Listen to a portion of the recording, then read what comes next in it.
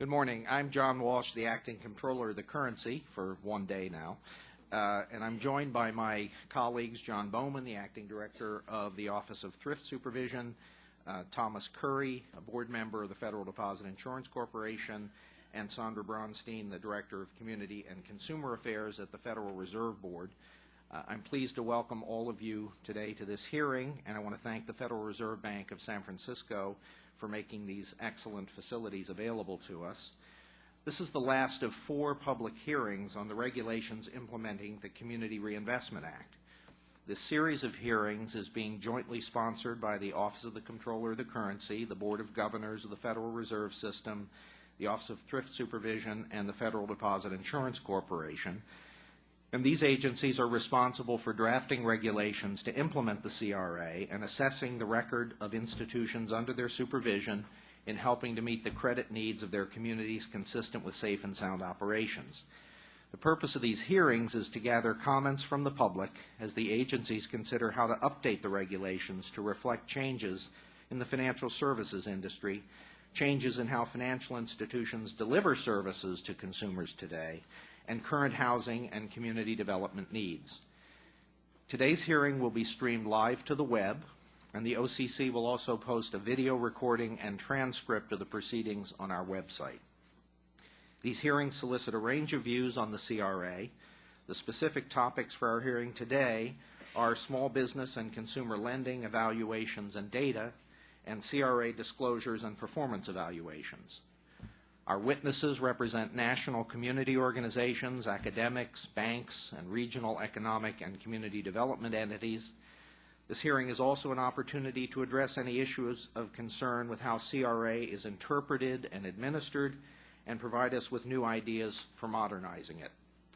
Most of us here today are quite familiar with the original purpose of the CRA, to expand access to credit and basic banking services on a sustainable basis to homeowners, small businesses, and small farms, and consumers in underserved communities in a safe and sound manner. This objective is as vitally important today, particularly given the challenging economic environment as it was when CRA was first enacted. Since its enactment 33 years ago, the CRA has encouraged insured depository institutions to meet the credit needs of their communities, including low and moderate income neighborhoods, consistent with safe and sound operations. And over the years since its enactment, CRA has become an important community development mechanism that brings together banks, their customers, and community stakeholders. These partnerships have helped transform communities, expand sustainable mortgage opportunities, and promote job creation, small business expansion, and economic development. In addition, despite what the critics of CRA have charged, CRA did not contribute to the financial crisis. CRA in its current form has accomplished much, but it makes sense to consider whether and how CRA can be made more effective. Some of the proposals being discussed require legislation. This point needs to be stressed. We are limited by the boundaries of the current CRA statute. A number of good ideas that have been proposed during the course of these hearings, of which we have already had 3, would need to be acted upon by Congress and are outside the authority of the regulatory agencies at the moment. The regulators do have discretion and flexibility in some areas, but we must be mindful of the statutory limitations. We have an outstanding group of witnesses today. We look forward to hearing your views on updating CRA regulations, but we will need to adhere closely to time limits for your oral statements so that all the witnesses have a fair opportunity to be heard over the course of the day. The full text of your testimony will be included in the record. Witnesses in the first 3 panels have 5 minutes to speak. And in the last session this afternoon, individuals who have asked to testify will have 3 minutes to speak. There is a timekeeper here in the front of the room, Herschel, who will hold up a sign when there's 1 minute remaining, which gives you notice to wrap up your remarks, and a bell will ring when your time has expired. With apologies to John Dunn, there's no question for whom the bell tolls, it tolls for thee. So I'd now like to turn to my colleagues for opening remarks. John, please begin. Good morning. My name is John Bowman. I am the Acting Director of the Office of Thrift Supervision. Welcome to the last of 4 public hearings sponsored by the Federal Financial Regulatory Agencies that evaluate the performance of the Community Reinvestment Act, or CRA. It is my pleasure to join you here in Los Angeles. I grew up in Southern California, before moving to the other coast, and I still consider this area to be my home. So thank you for having me back. I'm delighted to see the large and enthusiastic turnout today. Thank you for your participation. These public hearings provide us with an opportunity to evaluate the current CRA regulations and explore possibilities for improving them. Updates may be necessary to make the regulations consistent with the business and market realities of the financial services industry in the 21st century. Through this process, we affirm our commitment to make the CRA rules as effective and meaningful as possible for the financial institutions they cover and the communities and consumers they benefit. The CRA plays a pivotal role in encouraging banks and thrifts to meet the credit needs of all segments of their communities, including low and moderate income areas. The CRA statute and implementing regulations encourage the expansion of branches in low and moderate income neighborhoods, as well as the development of innovative, responsive, and responsible retail products and services for lower income households and families. The CRA also encourages depository institutions and community-based organizations to collaborate in promoting accessible credit and other banking services to underserved communities. In previous hearings, we heard from interested parties within the financial services industry, consumer groups, and community-based organizations. They have offered us perspectives and recommendations that will prove invaluable during the CRA review process. Consumer lending is one topic that we expect to focus on today. In previous hearings, some participants suggested that CRA performance evaluations routinely cover consumer loan products, particularly credit cards. However, these participants also observed that the newly created Consumer Financial Protection Bureau, or CFPB, will have broad responsibilities to write and enforce consumer protection rules and policies.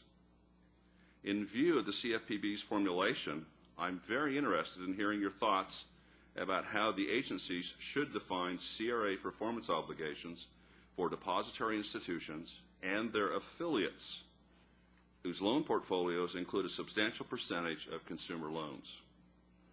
Another topic for discussion today is lending to small businesses, which have been challenged by the economic downturn. What types of incentives should we consider to promote small business creation and growth? Some have expressed the opinion that we should modify the CRA regulations to provide incentives for institutions to assist in green business development. Others have asked us to provide favorable consideration for micro-lending and microcredit products and services to help bring these activities to scale. Still others suggest that we foster the strategic use of partnerships to leverage technical expertise and financial resources. I would be interested in hearing your thoughts about these and other ways that the agencies could revise the CRA rules to assist small businesses, particularly during times of economic stress. The revision of CRA regulations in 1995, which emphasized data-driven performance by larger institutions, generated concern about the costs and associated burdens of collecting, managing, and reporting such data. Have technological advances eased these burdens? Can the types of technology that have become common in today's financial services industry make further strides in reducing or offsetting CRA compliance costs? I would be very interested in your views on these questions. We have gained much from the thoughtful recommendations and insights of participants in the earlier hearings, and we know we will benefit from the perspectives shared today. As noted in the previous hearings, some recommendations for CRA reform would necessitate congressional action. We ask participants today to focus on ways in which the agencies can work within their purview to make revisions to the current rules. We are committed to working with stakeholders and members of Congress to ensure that modernization efforts continue to fulfill the original mission of CRA while encompassing the providers, products, and services in the marketplace today that would help meet credit needs as fully and as effectively as possible. I look forward to your insightful comments and recommendations. Good morning. My name is Thomas Curry, and I am a member of the FDIC Board of Directors. I'm very pleased to extend my welcome to this final public hearing on the regulations implementing the Community Reinvestment Act. The purpose of these hearings is to solicit views on whether and how the agencies should revise the regulations to better serve the goals of the Community Reinvestment Act. The CRA was enacted in 1977. Then there has not been a comprehensive review of the regulation implementing CRA since 1995. During the past 15 years, as is well understood, there have been dramatic changes in the financial services industry. We have moved from an industry in which most banks had branches in one state to an industry in which many institutions have branches in multiple states, and a number have deposit facilities nationwide. Some institutions now conduct the majority of their deposit and lending activities using alternative delivery systems such as the Internet. The basic purpose of CRA, to expand access to credit and basic banking services on a sustainable basis to homeowners, small businesses, and consumers in underserved communities, has never been more relevant, particularly given the current challenging credit market environment. In light of that, as well as the dramatic changes in banking over the past 15 years, it makes sense to consider whether and how CRA could be made more effective.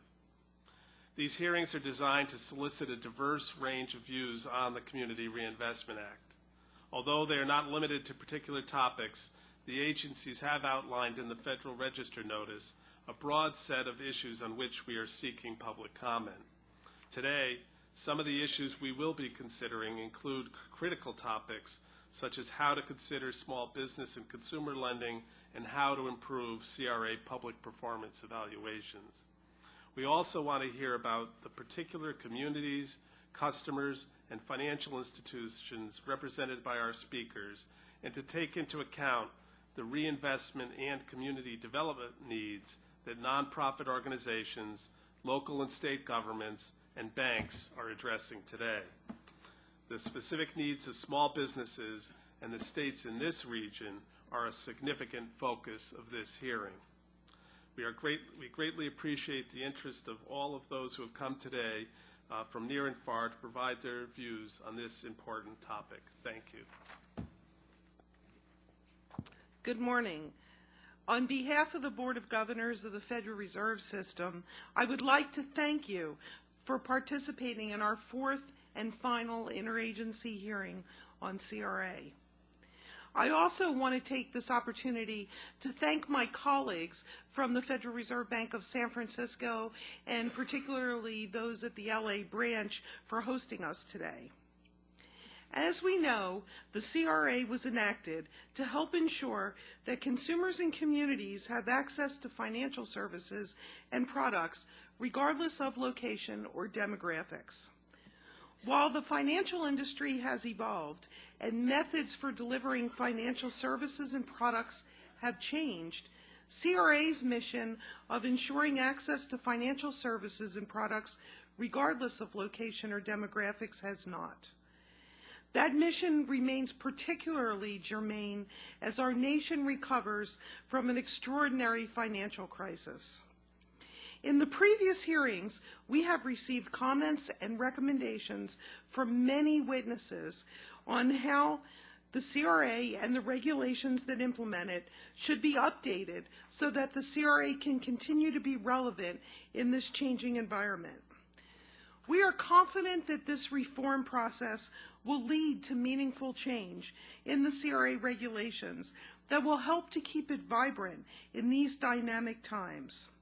However, we do have to keep our expectations realistic, and as my colleagues have noted here, there are clearly changes that the agencies can make to the current regulations that are consistent with the CRA statute and reflect the developments in the industry since the last major regulatory reform. However, there are some changes that may require legislative action. There are a wide variety of witnesses here today with a vast amount of experience working with the CRA. I am looking forward to hearing the views on how the CRA regulations are working and your recommendations on how to make them better. With that, I would like to just once again thank everybody for participating today. Well, thank you very much.